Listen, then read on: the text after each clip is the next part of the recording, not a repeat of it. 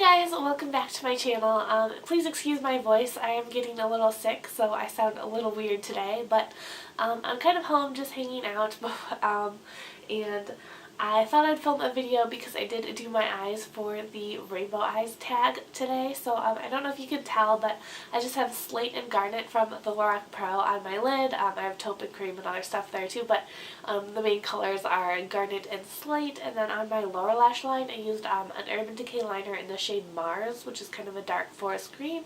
And then I went over that with the Marc Jacobs Siren palette. There's a dark green shade in there as well. So I'm not sure if it's really picking up as green on camera, but it definitely is. So anyway, I was looking back at a list of videos I had been planning to film at some point, and I remembered this one.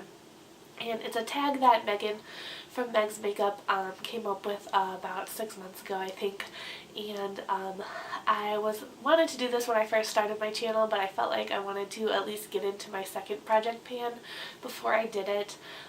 So now that I'm almost done with that one, I thought I should do this questionnaire. So it's the Project Pan Questionnaire. I don't think I said that yet, but yeah, so I have all the questions here on my iPad, and I'm just going to go through them and kind of talk about my thoughts on project panning. So number one is, why did you start project panning? And I had kind of started watching a bunch of project panning videos. I'd never heard of it before, but I was on a beauty website and someone was asking about YouTubers who actually used their makeup and had hit pan and had makeup in their empties instead of just getting lots and lots of things and then never looking like they ever used anything. So I was kind of intrigued by that question because I had been watching a lot of YouTube, and one of the channels someone recommended in the comments was Strawberry Sweet. So I started watching her channel, and through her I kind of found Amber F, who was panning her Naked palette, and then I found Pretty Pistol and Megan, and I think those were the main 4 people I watched for a while. And I was really curious about it, but I wasn't sold right away on the whole concept of project panning. There are some reservations and I think some cons to it, which I'll probably talk about eventually in this video, but I was kind of just really intrigued, so I added a few, so I added Strawberry Sweet to my subscriptions. Soon she sort of became one of my favorite channels to watch. I really enjoyed seeing her progress, and then I added more project painters, and soon the project painters in my subscription feed were my favorite videos, and I would be so excited whenever there was a new one. And yeah, so whenever I would watch these people do project pans, I was always just amazed at the progress they were made at. Sorry if there's some weird cuts in this video because I'm probably going to be coughing and I'll be cutting that out. But so I started watching a bunch of project painters, and I really liked to see their progress, but at the same time it kind of seemed to me unbelievable. How are they making so much progress? I could never do that. But as time went on, I realized, well, they're just regular people just like me. Maybe if I try, I can make that kind of progress. So I really kind of wanted to see if I could use things up, because my collection had gotten a bit big, and I did have a lot of stuff, and I kind of wanted to start getting some use out of things. So that is why I've started my first project pan, and I kind of documented that on my Instagram, which I will link down below. It's Peachy with a side of Keen. So if you go back and you really want to see my first project at pan, you can scroll through the pictures on there. Number 2 is, what is the most rewarding part of project panning? And I think there's 2 rewarding parts. The first is when you first hit pan. It's just really exciting, and it's just one of those really exciting things that's exciting to you but no one else. So it's really nice to have this community to share that with, because if I told my husband or any of my friends in real life oh, I hit pan on an eyeshadow today, they would think I was crazy. So sorry, my lips were just feeling a little dry, so I put some black honey on there. Anyway. So I think the most challenging part of project panning is just the point where you aren't seeing any progress even though you're using something every single day, and it just can be really frustrating. And also I think I wouldn't say it's the challenging part, but it's one of the cons I think to project painting, is I feel sometimes that I'm doing this project painting thing because I want to use up my makeup because I have so much, but at the same time I'm ignoring the vast majority of my collection and not using it at all. So, you know, I kind of go back and forth on what would the best approach be. Like, should I be doing project pans and really focusing on things and trying to use them up, or should I just kind of be cycling through things and not really worrying about using things up? I think the challenging part is just sometimes like feeling like I have so much makeup that just isn't getting any love because I'm trying to use up certain items. Number 4 is, how many project pans have you done and are you planning on doing more? So right now I'm doing my second project 10 pan. I'm 2/3 of the way done with it. And I'm also doing Finish 5 by Cinco de Mayo, so I guess you could say I did, well, I also did Finish 6 by Christmas, so I guess you could say I've done 4 kind of projects, and I definitely am planning on doing more. I really love them. I really found, I've really enjoyed doing them. I love watching project painting videos, and I love, you know, documenting my own progress, and I just think it's really fun to really concentrate things and then, you know, get that thrill when you finally achieve your goals. Number 5 is, are you also doing any other projects in addition to Project Pan, like Pan That Palette and Finish 5 by Fall, etc. So as I mentioned, yes, I am doing other projects. I'm doing Finish 5 by Cinco de Mayo right now, as well as Pan That Palette, and I'll be continuing to do any kind of seasonal projects that I can. I'm not doing Finish 7 by Spring just because I thought it was a little much to have Pan That Palette, Finish 5 by Cinco de Mayo, and a Project 10 going at the same time, although some other people have done it, and I feel like maybe I could have and just used one of them as kind of maybe a gimme project where I could put some smaller items in. So, you know, maybe I would do that in the future if there were more than one going on. But yeah, I definitely plan on doing as many projects as I can. I just think it's fun to be a part of this community and kind of all be doing it at the same time with the same kind of time frame and seeing how everyone else is doing. Number 6 is, do you limit your spending or go on a no-buy when you project pan? And I think I tried to on my first project 10 pan, but my no-buy was not successful. But if you've been watching my channel, you know that I am on a no-buy right now, or a low-buy, I guess, for 2015. So I only want to buy 1 beauty item per month, so a total of 12 over the year. Although, you know, I might up that to 15 in the year. That'd be kind of good. 15 for 2015. I shouldn't be talking about upping it already though.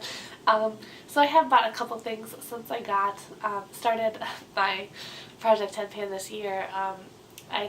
But you know, I am trying to limit my spending just in general, not only because I'm on a Project 10 pan, so I wouldn't say they're necessarily related, but I mean, it doesn't make sense to try to use up your makeup if you're just going to be replacing it all with more new makeup, so I do think it's kind of goes hand in hand to kind of limit your spending while you are project panning.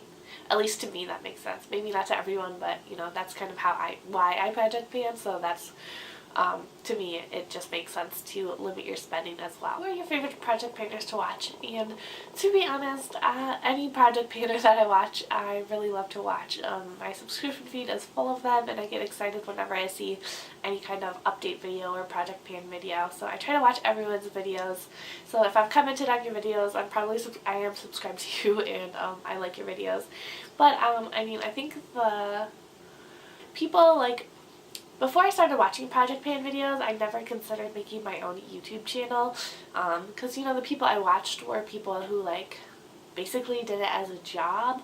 I never watched any of the super big YouTubers, but more medium-sized, I guess, who, you know, just bought a lot of stuff and reviewed it and stuff like that. And, you know, I really like watching those channels because I think it really is helpful to see people who have tried a bunch of different things and can compare them.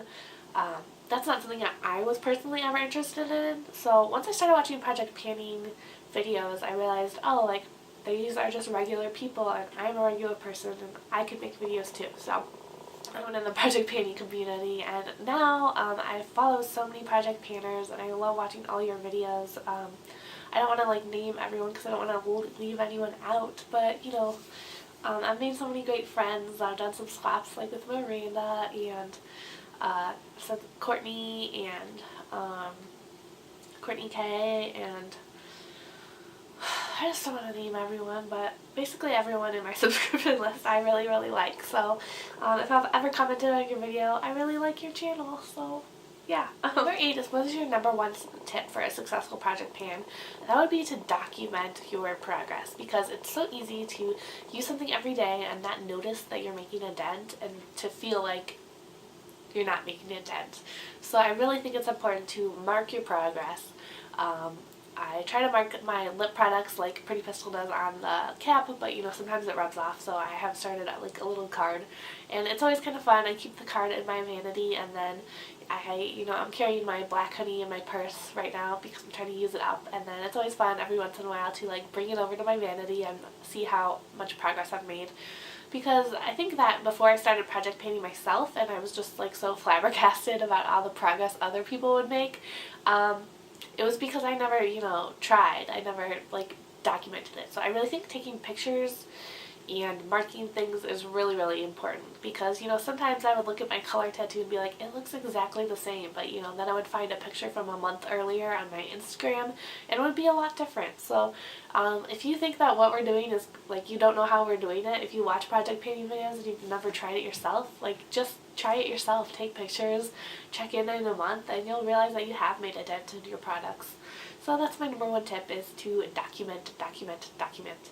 Number 9 is, what is your goal for your makeup collection through project panning? I bought so much makeup in the past year since I really got into makeup. I just really want to use some of it up and make my collection smaller. But in that regard, like if there's if there's products I do not like and I hate them and they don't work for me and they drive me crazy, that's not something I'm going to pan. That's something I'm going to throw away, because sometimes I watch one of the reservations I had about project panning is sometimes I'm watching people in their videos and they're like talking about how much they hate a certain product and they can't wait to use it up, and how every day, it drives them crazy and they're putting it on and they just hate it. I don't think that makeup should be something that adds stress and makes you crazy. So if you have a product like that and you're just trying to get your money's worth, like, it's not worth it. Just throw it away. Like that $5 lipstick from the drugstore that is terrible, that you hate, don't use it up. Like, just, it's not worth it. So I think sometimes people are so concerned on using things up and getting their money's worth that they make themselves a little miserable, and so I don't want to do that. So if I find something and I don't want to use it, I won't. But in another, this is kind of totally off the question, but in another regard, I do think it's useful to kind of make yourself use something that you might think you don't like, and kind of make yourself use it for a certain period of time, and then you might realize that it's not so terrible, you didn't hate it as much as you thought. So I think it's useful to like maybe throw something you don't really like in a project pan, but if it's not working out for you after like a few weeks, just stop. And I'm not going to tag anyone. This pan is really old, or this tag is really old, so I'm not going to tag anyone, but the 10th question is, who do you tag to do this? So if you are a new project panner, kind of like me, and you want to do this, I tag you, but I'm not going to name anyone. So yeah, so that was the Project Pan Questionnaire from Megan. So I hope you guys found this interesting. Thanks so much for watching, and I will see you guys soon. Bye!